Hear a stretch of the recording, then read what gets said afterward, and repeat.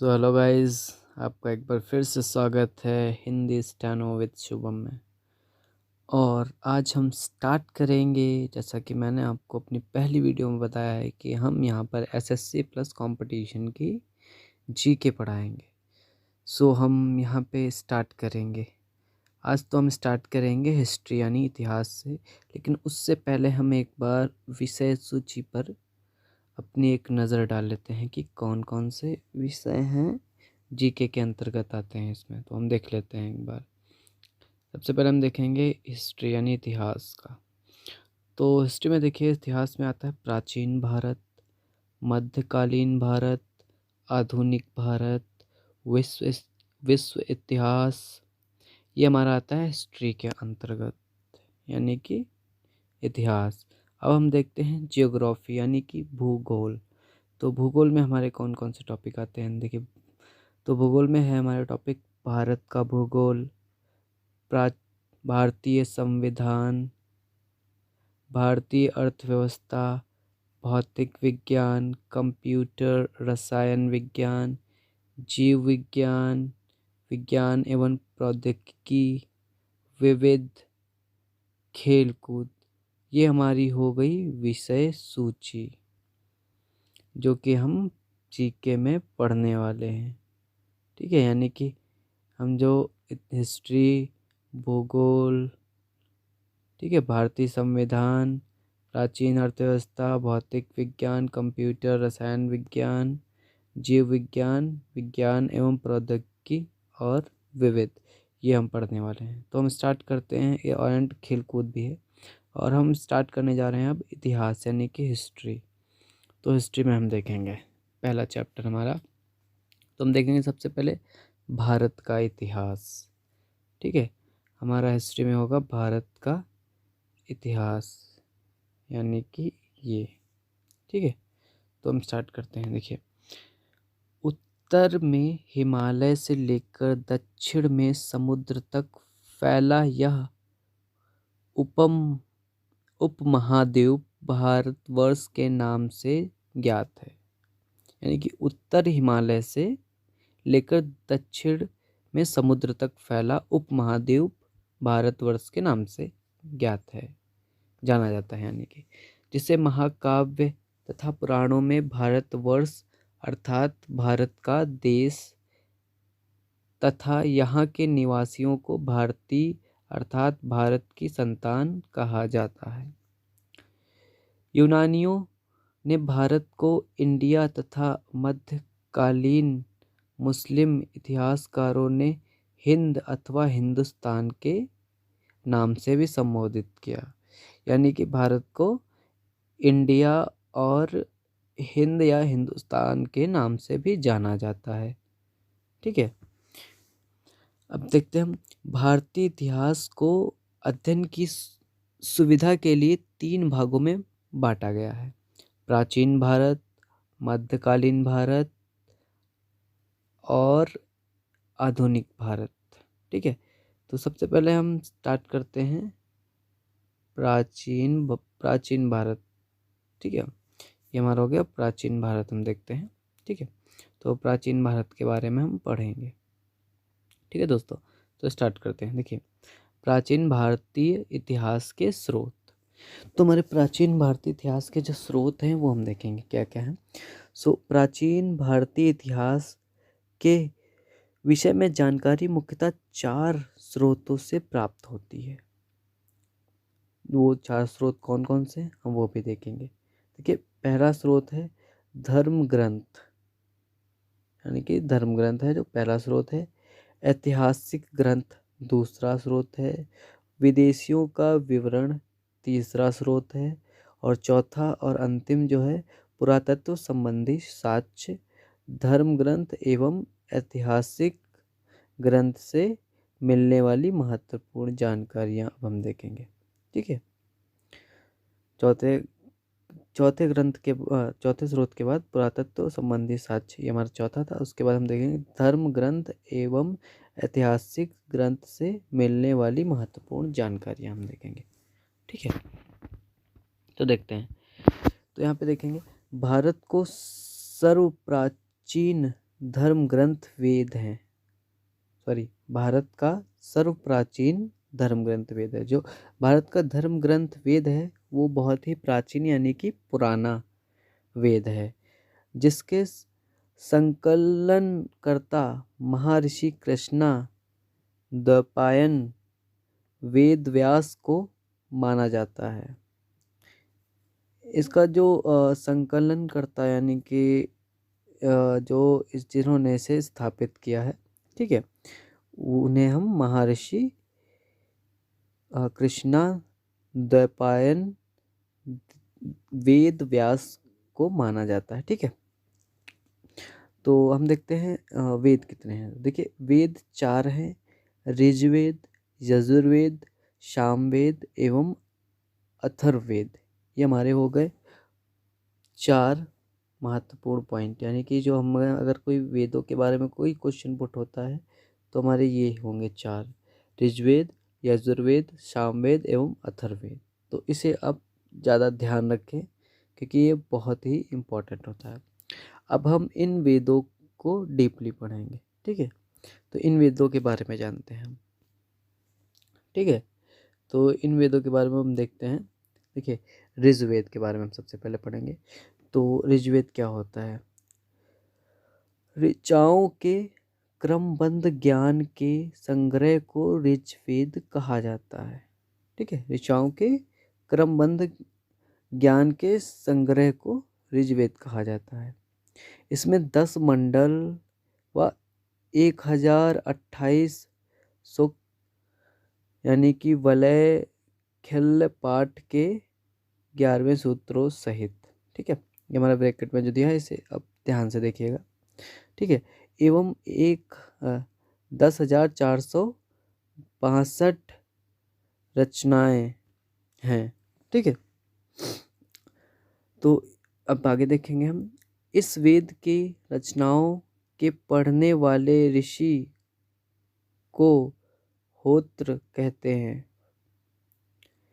इस वेद के आर्य के राजनीतिक प्रणाली एवं इतिहास के बारे में जानकारी मिलती है।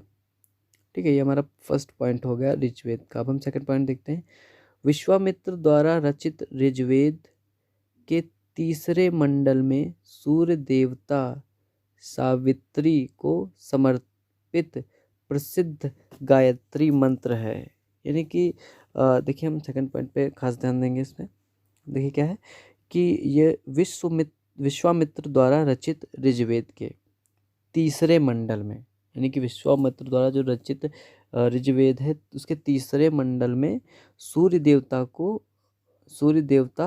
सावित्री को समर्पित प्रसिद्ध गायत्री मंत्र है। यानी कि जो गायत्री मंत्र है वो सूर्य देवता को समर्पित है।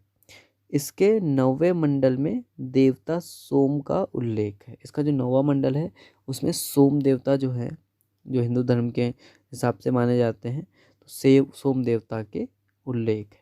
ठीक है, अब हम थर्ड पॉइंट देखते हैं। थर्ड पॉइंट में हमारा क्या है? तो थर्ड पॉइंट में देखेंगे इसके 8वें मंडल की हस्तलिखित रचनाओं को लिख कहा जाता है। यानी कि इसका जो 8वां मंडल है उसमें हस्त रचित रचनाएं हैं, लिखित रचनाएं हैं, जिसको हम लिख कहते हैं। ठीक है, अब हम देखेंगे नेक्स्ट पॉइंट। जो नेक्स्ट पॉइंट है चतुर्वर्णीय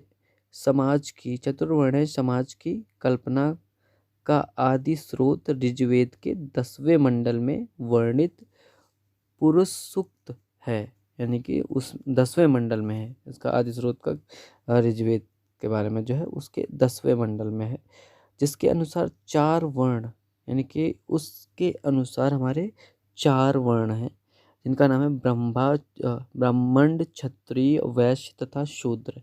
ठीक है, ये हमारे 4 वर्ण हैं। अब हम आगे देखेंगे।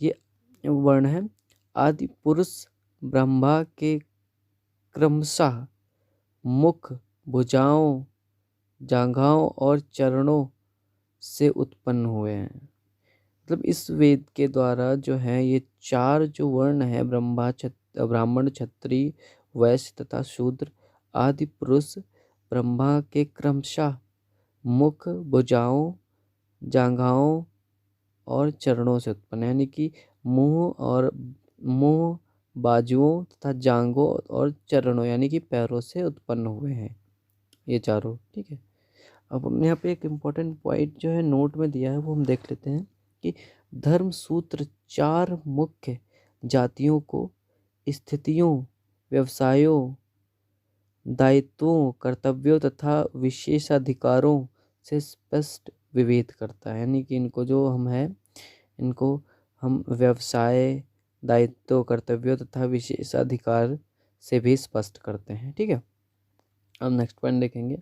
तो नेक्स्ट पॉइंट में हमारा है, नेक्स्ट पॉइंट में क्या है, वामनावतार के 3 पगों के आख्यान का प्राचीनतम स्रोत ऋग्वेद है, यानी कि जो वामनावतार के 3 पग हैं, ठीक है, उनका आख्यान का प्राचीनतम स्रोत ही ऋग्वेद है। ठीक है, अब हम देखेंगे नेक्स्ट पॉइंट। तो नेक्स्ट पॉइंट में क्या है हमारा कि ऋग्वेद में इंद्र के लिए 250 तथा अग्नि के लिए 200 रचनाओं की ऋचाओं की रचना की गई है। ठीक है, इसके बाद भी हम देखेंगे एक इम्पॉर्टेंट पॉइंट हमारा लिखा है उसको हम देखेंगे। तो वो है प्राचीन इतिहास के साधन के रूप में वैदिक साहित्य में ऋग्वेद के बाद शतपथ ब्राह्मण को स्थान है, यानी कि ब्राह्मण जो है उनको सबसे ऊपर का स्थान है, शतपथ का स्थान है। ठीक है, अब हमारा आता है यजुर्वेद। तो हम यजुर्वेद में देखेंगे, यजुर्वेद में हमारा क्या है कि यजुर्वेद में है हमारा शास्वर पाठ के लिए मंत्रों तथा बलि के समय अनुपालन के लिए नियमों को संकलन यजुर्वेद कहा जाता है। इसके पाठकर्ताओं को अर्धवेरु कहते हैं। ठीक है, तो ऋग्वेद किसे कहते हैं इसकी ये परिभाषा है, हम एक बार दोबारा देख लेते हैं, यानी कि शास्वर पाठ के लिए मंत्रों तथा बलि के समय अनुपालन के लिए नियमों का संकलन, यानी कि मंत्रों और बलि के मतलब मंत्र और जब बलि देते हैं उसके लिए जो नियम हैं इनका संकलन किया जाता है, इनको स्थापित किया है। तो उस संकलन के लिए ये जो होता है वो यजुर्वेद होता है, यजुर्वेद होता है, जिसे हम यजुर्वेद कहते हैं। इसके पाठ्यकर्ताओं को अथर्वयुज अथर्वयु कहते हैं। ठीक है, अब हम नेक्स्ट पॉइंट देखते हैं क्या है ऋग्वेद का। तो ऋग्वेद में नेक्स्ट पॉइंट हमारा है कि यह एक ऐसा वेद है जो गद्य एवं पद्य दोनों में है, यानी कि यजुर्वेद ही एक ऐसा है जो गद्यांश तथा पद्यांश यानी गद्य और पद्य दोनों में पाया जाता है। तो इसे आप ध्यान से पढ़ें। ठीक है, अब हमारा आता है नेक्स्ट जो है वो आता है सामवेद। ठीक है, सामवेद भी हम देख लेते हैं। यह गाई जा सकने वाली ऋचाओं का संकलन है, यानी कि जो हम गा सकें उसकी ऋचाओं का संकलन है। इसके पाठकर्ताओं को उद्रात्र कहते हैं। ठीक है, इसे भारतीय संगीत का जनक कहा जाता है, यानी कि सामवेद को हम भारतीय संगीत का जनक कहते हैं। आपसे क्वेश्चन ये भी पूछ हो सकता है एग्जाम में कि भारतीय संगीत का जनक किसे कहते हैं। जनक मीन्स होता है पिता। ठीक है, तो हम उसमें क्या लिखेंगे कि सामवेद को कहते हैं भारतीय संगीत का जनक। ठीक है, अब हमारा आता है नेक्स्ट पॉइंट, वेदों में जो 4 वेद थे उसका आखिरी पॉइंट है अथर्ववेद। तो अथर्ववेद में हम देख लेते हैं क्या क्या है। तो अथर्ववेद, अथर्वा ऋषि द्वारा रचित इस वेद में रोग निवारण, तंत्र मंत्र, जादू टोना, शाप, वशीकरण, आशीर्वाद, स्तुति, प्रायश्चित, औषधि, अनुसंधान, विवाह, प्रेम, राजकर्म, मातृभूमि, महात्मत आदि विविध विषयों से संबंध मंत्र तथा सामान्य मनुष्यों के विचारों, विश्वासों, अंधविश्वासों इत्यादि का वर्णन है। यानी कि अथर्ववेद जो है इसमें हमारा जो ये है, ये अथर्वा ऋषि द्वारा रचित है। यानी कि इसे जिसने रचा है उनका नाम अथर्वा ऋषि था, जो कि इस वेद में हमारा वही रोग निवारण, तंत्र मंत्र, जादू टोना, वशीकरण, आशीर्वाद, स्तुति, प्रायश्चित, औषधि, प्रेम, इन सब चीज़ों की जानकारी हमारी जो प्राप्त हुई वो हमारा अथर्ववेद में हुआ था।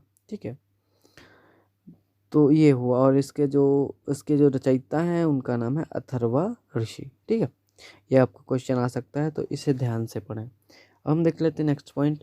तो नेक्स्ट पॉइंट है इसमें कि इसमें सभा एवं समिति को प्रजापति की दो पुत्रियां कहा जा गया है। यानी कि सभा एवं समिति को प्रजापति की दो पुत्रियां कहा गया है। अब हमारा देख लीजिए एक नोट है जो कि इम्पोर्टेंट है, तो इसे हम देखते थे। सबसे प्राचीन वेद ऋग्वेद एवं सबसे बाद का वेद अथर्ववेद है। ये ध्यान रखने वाली बात है, क्वेश्चन आ सकता है कि सबसे प्राचीन और सबसे बाद का वेद कौन सा है। तो हम क्या लिखेंगे कि ऋग्वेद जो है, ऋग्वेद सबसे प्राचीन वेद है, और जो सबसे बाद वाला वेद है वो हमारा अथर्ववेद है। ठीक है, तो हम नेक्स्ट पॉइंट देख लेते हैं। नेक्स्ट पॉइंट में हमारा वेदों को भली भांति समझने के लिए 6 वेदागों की रचना हुई है। ये हैं शिक्षा, ज्योतिष, कल्प, व्याकरण, निरुक्त तथा छंद। यानी कि 6 वेदागों की रचना की गई है, जिसके द्वारा छः मतलब हम अगर हिंदी में बात करें, मतलब ऐसे कॉमन लैंग्वेज में, तो हम ये कह सकते हैं कि 6 तरीकों से इसकी जो रचना की गई है, इसकी 6 तरीकों से रचना की गई है। यानी कि इस समझने के लिए 6 तरीकों के वेदागों की रचना की गई। ठीक है, जो कि शिक्षा है, ज्योतिष है, कल्प, व्याकरण है, निरुक्त तथा छंद। इन 6 तरीकों से हम इसे समझ सकते हैं। ठीक है, अब हम देखते हैं अगला पॉइंट क्या है। भारतीय ऐतिहासिक कथाओं का सबसे अच्छा क्रमबद्ध विवरण पुराणों में मिलता है। इसके रचयिता लोमहर्ष अथवा इनके पुत्र उग्रश्रवा माने जाते हैं। इनकी संख्या 18 है। एक बार हम दोबारा पढ़ेंगे इस पॉइंट को कि भारतीय ऐतिहासिक कथाओं का सबसे अच्छा क्रमबद्ध का विवरण है। ठीक है, विवरण पुराणों में मिलता है। ठीक है, पुराणों में मिलता है। एंड इसके रचयिता लोमहर्ष अथवा इनके पुत्र उग्रश्रवा माने जाते हैं, और इसके जो रचयिता हैं उनका नाम लोमहर्ष तथा उनके पुत्र उग्रश्रवा माने जाते हैं। ठीक है, इनकी जो संख्या थी वो 18 थी, जिनमें केवल 5 मत्स्य, वायु, विष्णु, ब्राह्मण एवं भगवत में ही राजाओं की वंशावली पाई जाती है। यानी कि जो 5 ही हैं, इसमें से केवल 18, जो संख्या 18 में से सिर्फ 5 हैं, जिसमें से मत्स्य, वायु, विष्णु, ब्राह्मण एवं भगवत में ही राजाओं की वंशावली पाई जाती है।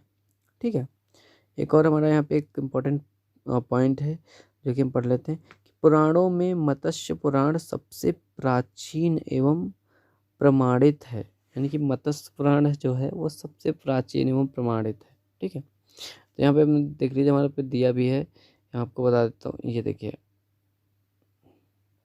पुराण है एक संबंधित वंश है। देखिए, विष्णु पुराण जो है वो मौर्य वंश से संबंधित है।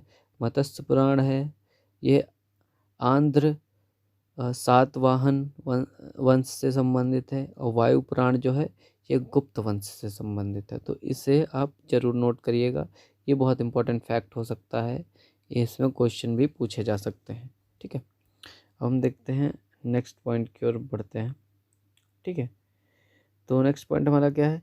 अधिकतर पुराण सरल संस्कृत श्लोक में लिखे गए हैं। स्त्रियों तथा शूद्र जिन्हें वेद पढ़ने की अनुमति नहीं थी, वे भी पुराण सुन सकते थे।